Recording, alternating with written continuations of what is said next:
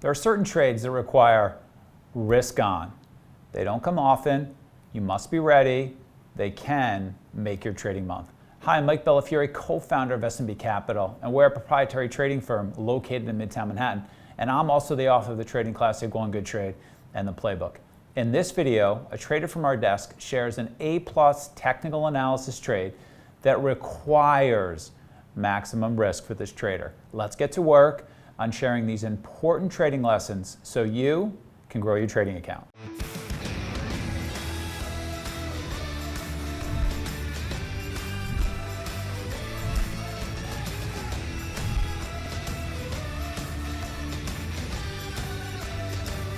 So I wanted to go over a high time frame technical breakout trade I took in NEO. It's a setup where if all the variables are in your favor, which in this scenario they were, it's really an A-plus setup that can make your month. So for this trade, it's fairly simple. We want a strong stock that's consolidating for multiple weeks at high time frame resistance and is now gapping up to that high time frame resistance or above. Ideally with a news catalyst fueling the breakout.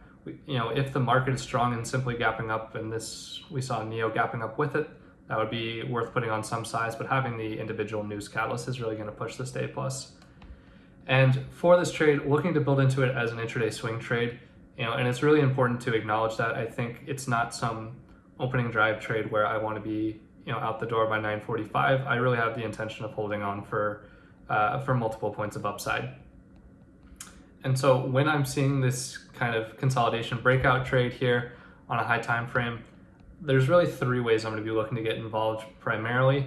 One, just being an opening drive long, which we've talked about plenty of times, but in the pre-market, we see a well-defined range and see the resistance of that range get taken out on the open and hitting it along, seeing if the stock just immediately starts ripping on the open.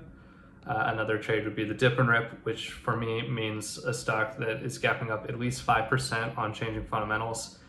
And we see both profit taking and short selling on the open that causes it to dip, stalling, and then turn around and really rip to the upside and start trending. And then if I'm not able to get involved in either of those ways, then really I'm just going to be looking to see NEO trading above all-time highs, above pre-market highs, and starting to consolidate, and looking to buy pull-ins in order to build into an intraday swing.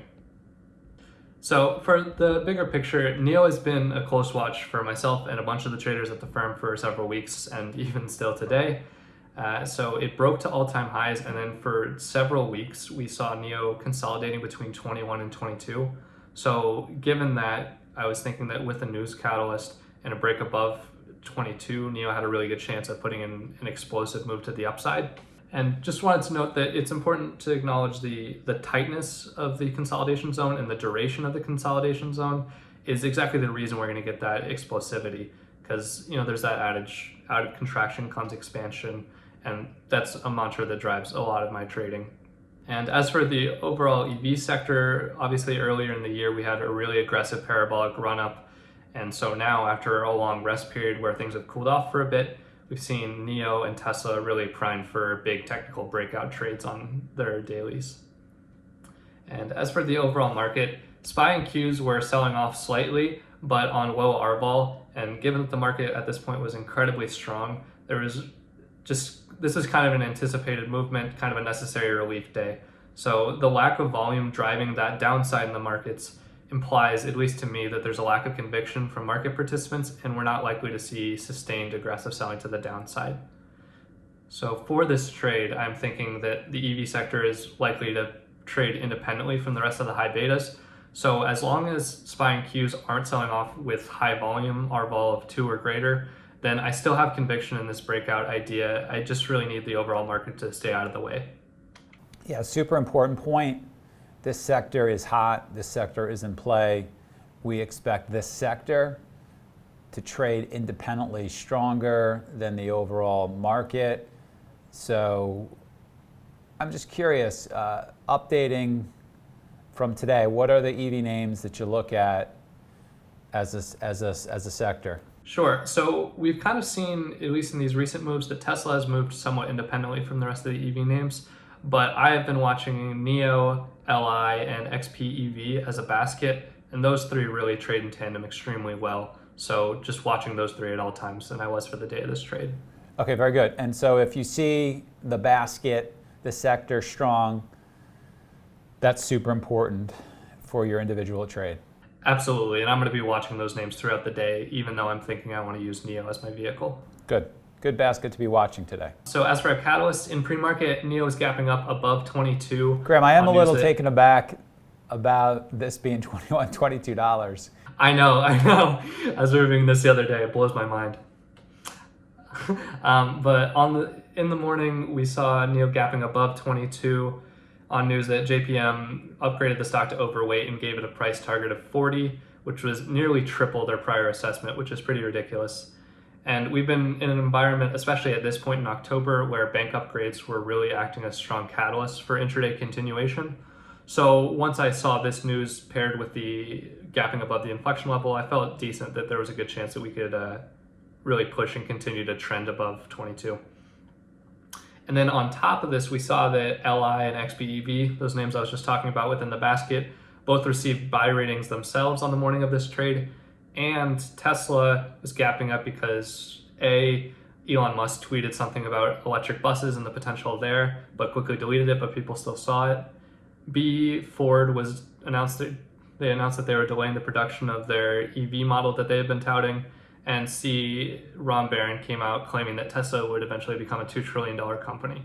So what we're seeing is not just bullishness in NEO, but the overall EV sector really primed to move in the morning.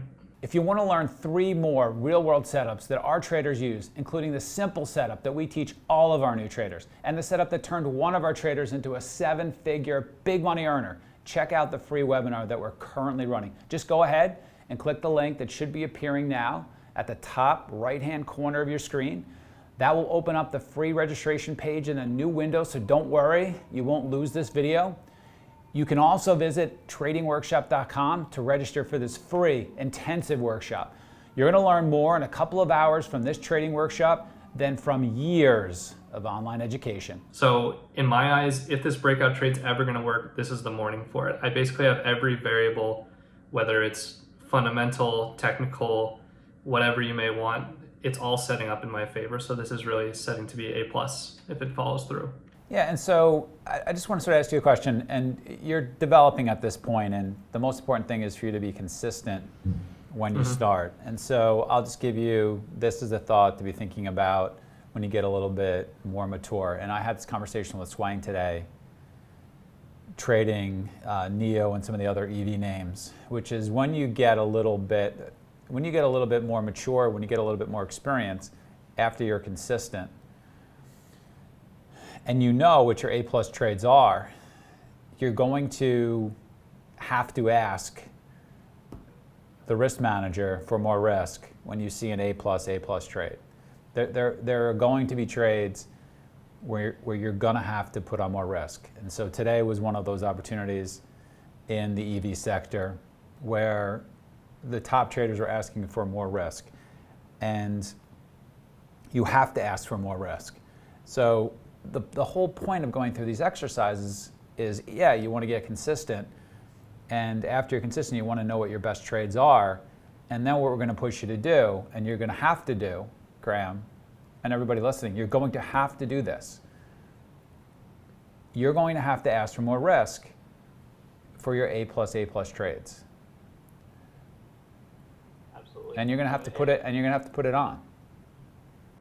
Yeah, and this is a day or a trade in which, I'll review it later, but I don't even think I took advantage of the risk that I do have currently. So definitely room for improvement there, but we'll get to that. As for the intraday fundamentals, just obvious stats about the company that we're seeing here. Most important ones just being RVOL over 5, very, very much in play, and then ATR 1.15, which will be some sort of guide for me as I try and suss out exactly how much I can squeeze out of this trade. Yeah, so I felt obligated to share this kind of ugly execution chart. So on the day of this trade, separate from the overall playbook, on the 8th of October, NEO had been consolidating within this 21 to 22 band for maybe a week and a half. And on the morning of the trade, the overall market was gapping up and bringing NEO with it, opening up above 22, but there was no individual catalyst behind it. Still worth some risk, but not as much as was applied here in this trade. And what you see here is that my entries and my trades that I took here just make no real sense. Well, they make sense, but they're sloppy. So first of all, we see here that I took multiple opening drive attempts and not really taking them on properly, chasing price up pretty aggressively. We push out of the opening range, and I'm trying to hit in long here, and in fact, we stuff right back into the range where I need to be hitting out for break even once we get this stuff back into the morning range. And instead, I'm trying to dip by and add a little bit to my position, which quickly forces me to stop out as we retest low of day. And then furthermore, we go down and I'm thinking, okay, maybe this is going to be a dip and rip setup where I have to wait for this to bottom out and really see if I can get some longs here with intelligent risk. But that's not really what I end up doing, and I end up taking multiple shots at this. And it's very important to acknowledge for this dip and rip, a portion of it I'm going to be looking to play against some sort of wick low, but then there's another portion, given that I think this is an A plus potential breakout, I want to make sure that I'm still in the position even if there's some chop because the name is really crowded. So I acknowledge a 2160 important resistance level from the previous day that we're now above, and I want to put a portion of my position, about 50% of these dip and rip shares, against this 2160. And again, that's not really what I do here. Instead, I'm trying to find the recent wick lows and keep hitting in, anticipating that this has to really break out. And eventually we do get back above 22, but not before I had taken a decent bit of drawdown here and oversized into these trades. So this was a very frustrating loss, and this breakout didn't end up working, but it ended up being a really nice learning opportunity for me for when this trade actually did set up. So if we check out a daily now, this is the range we were talking about here. We saw NEO really strong throughout this entire pandemic and pushed to these all-time highs and was consolidating tightly here. And this is what we were watching, again, using the term stalking. We were really stalking this for multiple days, multiple weeks. And on the day of this trade, gapping up clearly outside of this range, and this lets me know that it's game time. Just a little bit more clearly on the hourly, this is the day of that failed breakout trade that I just acknowledged. But this is a much more significant gap, and there's obviously news driving it as well. And then as we head into pre-market, seeing how far we are outside of this 22 range, and knowing that the context is different, now my job is just to watch this throughout pre-market, figure out exactly what, some levels that I can think to play off of, some levels that have done a decent bit of volume that I think might act as inflections. Because again, coming into the morning, I'm trying to game plan, how am I going to trade this if it's an opening drive? How am I going to trade it for a reversal? Thinking that similar to the previous dip and rip setup where I had it against, I think 2160 was the level I acknowledged, I would have it against this 2315 level here, keeping some of my shares on against this wider stop, thinking that this is an A plus trade. I want to make sure that I leave some with a wide stop so I can really capture a big trend day. So trade management, this isn't really important to read the exact trades, but I just wanted to show that on the morning of this trade, recognizing the opportunity that was likely available, I wanted to write out exactly those three methods I talked about, the opening drive, the dip and rip, and the consolidation above pre-market highs, exactly what prices I wanted to be basing it against, and more importantly, how many shares I wanted to be taking and what percentage of my daily stop I wanted to be risking for each of these different entry strategies. Just also kind of having that memory of the previous failed breakout trade in which I didn't use proper risk management, didn't go through the detail to actually figure out how many shares I wanted to be taking with how much percentage of my daily stop. So coming into the open, nothing to do but really sit on my hands now, but now I am seeing this 2408 level as a clear level that's been tested 3 times now. So that's giving me some kind of basis that I can use for an opening drive trade, thinking if we can take out that level, maybe we can really push and carry through. I'll scoot forward just a little bit. So I'm pretty happy with how this is just stalling here. It would be harder for me to get in for an opening drive if we were breaking past this 2408 because that would mess up the morning range. So I'm happy with this staying tight and leaving the 2408 intact.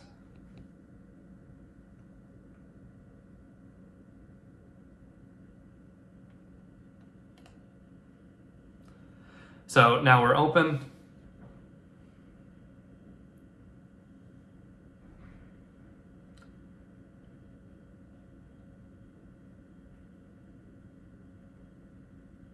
And And again, just sticking to this 2408, now we see that size and we break through, so I immediately hit in, and I think I can put on big size here, given that my risk is going to be so tight.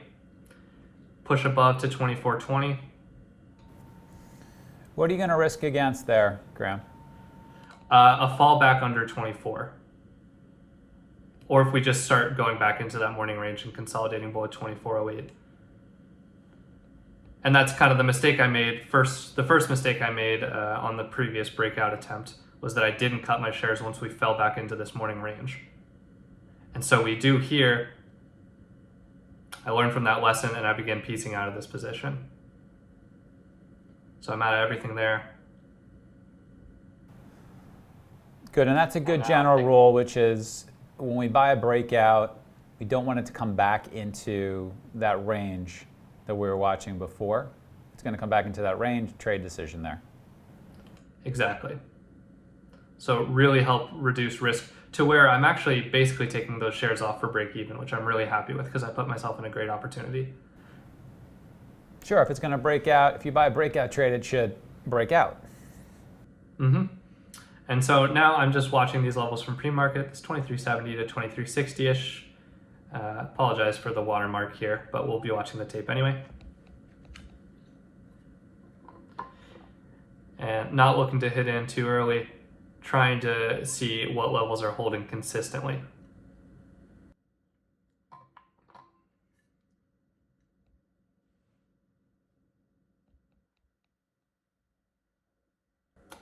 So I actually hit in some here, and I know that at the time I'm risking a half against this 2362 and the rest below this wick low, I believe. But again, for these dip and rips, especially on the intraday swing ones where I think it'll be a big technical breakout, I am looking to hold positions against a wider stop so that I can keep myself involved in case it moves without me.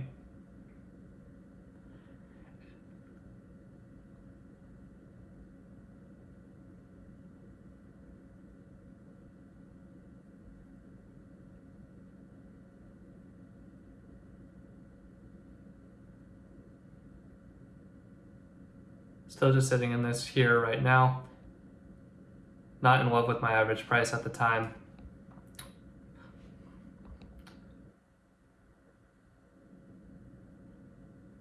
But we do seem to be holding that 2375-ish level fairly well for the time being. Are you thinking about improving your price?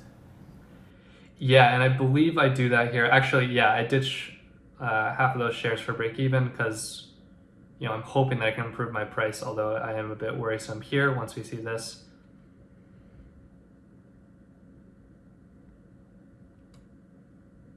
Yeah, actually, I do remember this now, and we pushed back up above that 2408, and I'm starting to get a little bit frustrated, but recognizing that the trade is still fine, and now I can look for if we pull back and really start to hold higher, hold above maybe 2390, then I should be looking to add shares back on.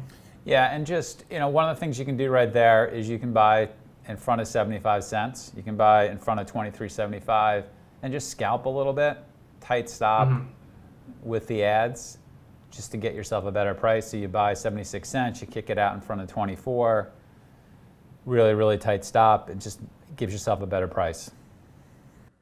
Yeah, and I think I was a bit gun shy at this point because I was wary of doing the same thing where I take too many shots, but the size wouldn't have to be as big as it was in the time when I went too aggressively.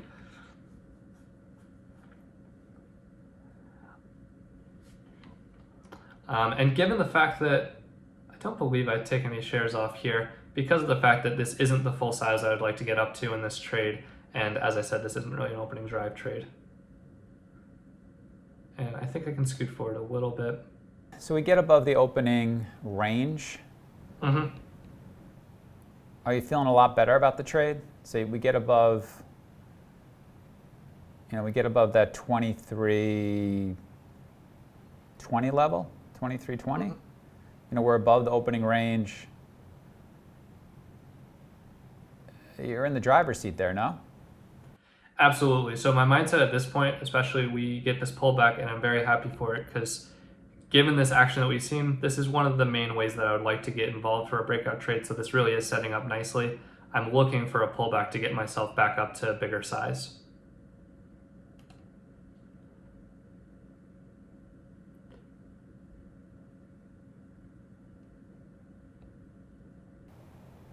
I think I misspoke, right? It's 24, above that opening range. 24, 25-ish, yeah.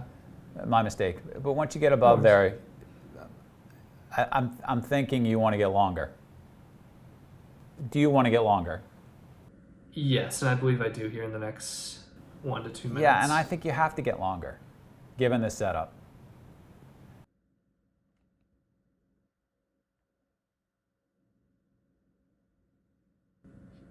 Yeah, and so here's probably where I should just be hitting in just based on price.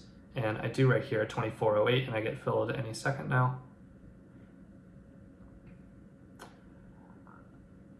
But now I can pretty comfortably put everything against 23.75. And given that, I'm risking like 10% of my daily stop at this point, and that's really just not enough.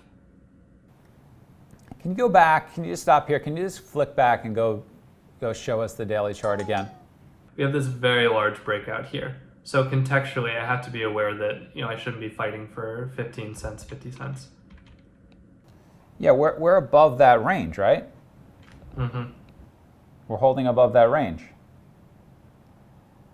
So we really got to be thinking risk on here. This is risk on right here. Our mindset flips. How do we put more risk on and control our risk overall? I'm not nervous here. I'm not worried here. My job's to put on risk here. If it doesn't work out, I'm fine with that. Yeah, and this is what Carlton likes to refer to as planned losses. Like if this doesn't work out and I lose money on this trade, so be it. But this is a really fantastic opportunity, and in the long run, I'm like printing money by getting long here. But when I saw the steepness of this pullback, I was just a little bit wary to get in more. Although, from a risk-reward perspective, that is the spot to be hitting in more. Again, with a pretty obvious risk level. There's not much ambiguity to the trade at this stage. And I believe that's the most important part of the tape. We end up holding up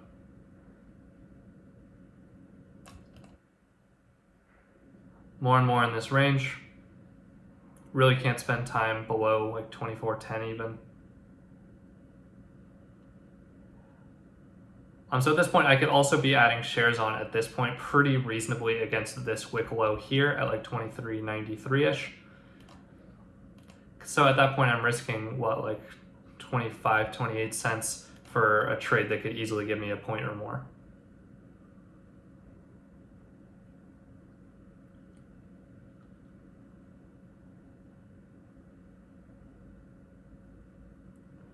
And now we start to get that volume coming in and the push through.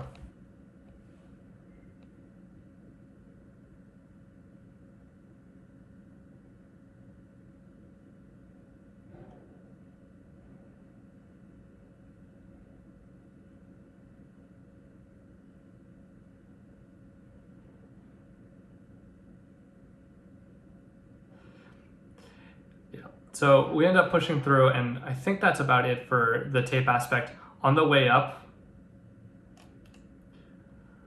we start pushing, and I'm just slowly scaling out of small pieces.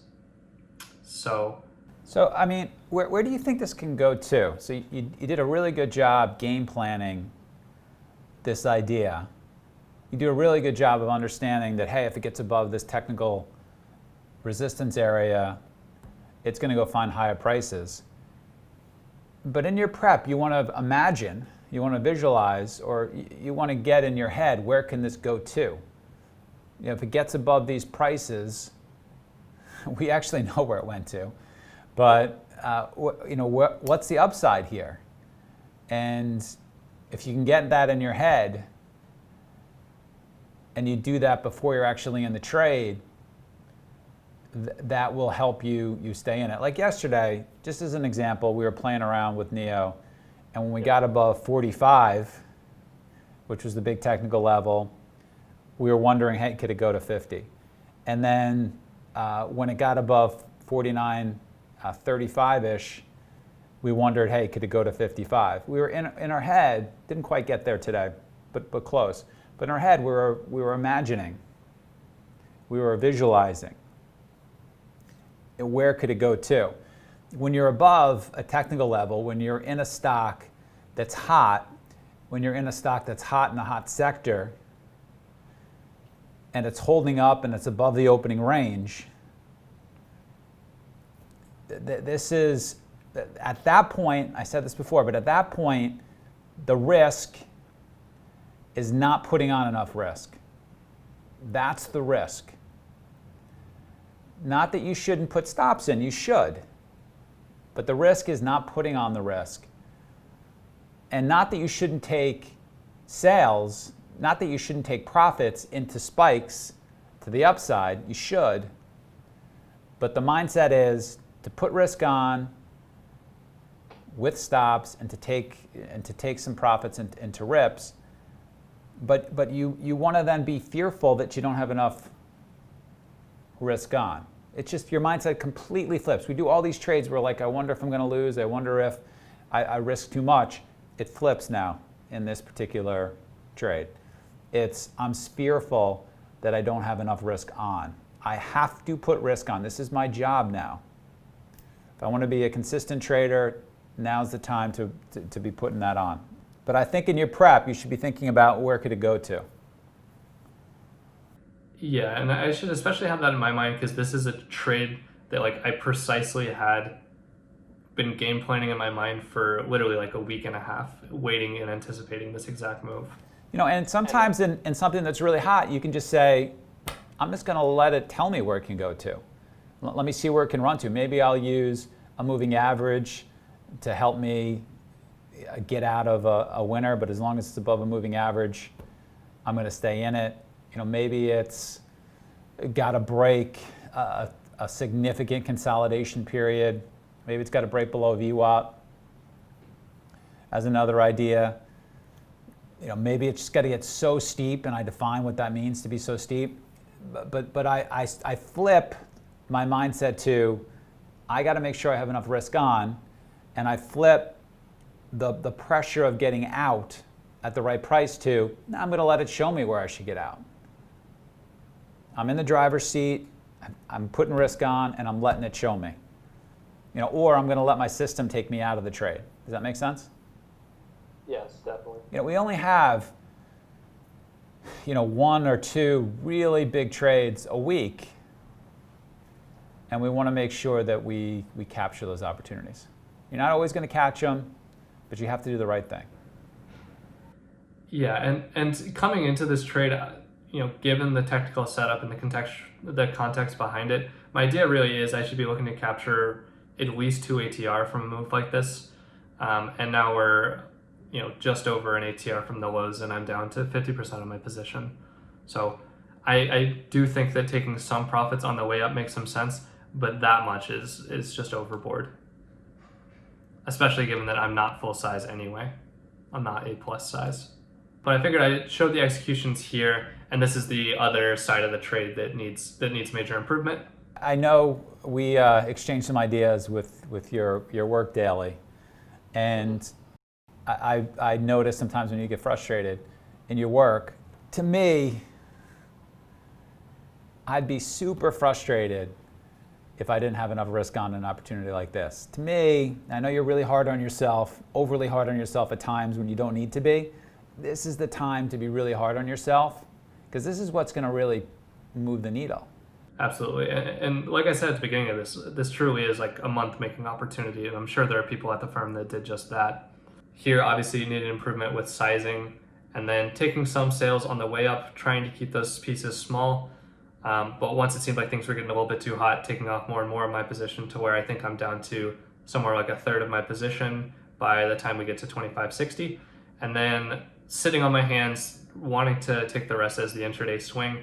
But the big issue with that is the whole point of allowing for this big consolidation period, at least a big point of it, is that after we get a pullback of, you know, a half an ATR and we cleanly hold VWAP like this, you know, I should be looking now to rebuild this position. The play isn't over. We're now making higher lows again. I need to be looking to put risk back on, and my average price is still going to be very, very strong.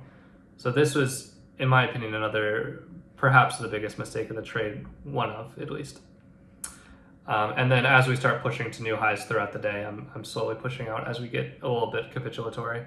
So things to improve. Yeah, so all my initial dip and rip entries, if you remember, I cut half of the shares essentially for break even because I didn't like my price at what was it like 24.89.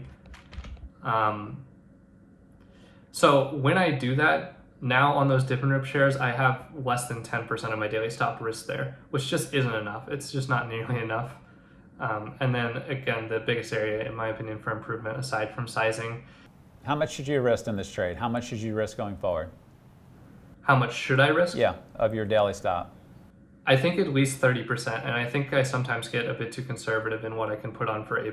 Like even 30% might not be big enough, probably like 50. Yeah, and I'll just tell you, Swang and I were talking about a really big opportunity today in the EV sector, and he asked for and put on double his risk. He put on double his normal intraday risk. So that's what we want to get to. So we want to be consistent here with putting on risk, and then that's where we're going to get to. Absolutely. And like, just to kind of highlight how big these opportunities are, is like, this was either my biggest or my second biggest trade of October, and I was risking less than 10% of my daily stop. So this is where I really have to be pressing it. Yeah, just getting back to it a little bit, I need to be looking to rebuild my position after that initial morning move. I came into it with the mindset that it's not just going to be a 30-minute trade. This is a multi-hour setup, and one that going forward, when I do get that longer time frame account, this is the kind of trade that I want to be taking for a multi-day or even multi-week swing trade, just given the technical and fundamental setup that we're seeing. And just a side note, because this is something I've had issues with before, given the steepness that we saw in that morning up move, you do have to be patient in how you add back into your positions. You don't want to just be buying every dip, because then you ruining your average price, bringing it up higher, and then the first time we do get a real significant pullback, you're underwater. So instead, I'm looking for those significant pullbacks, at least a quarter of an ATR, if not more, and putting in those higher lows before adding shares back on. Hey, let me make this point. Let me make this point about sizing in this way. This will be a fun way to do it. So we had a big opportunity in the EV sector today. This time was on the short side. Obviously at higher prices, which we were chuckling about at the beginning. A lot of traders on the desk, put up $10,000, $20,000 in this opportunity today in the EV names, LI, NEO, and great. So great that they did that.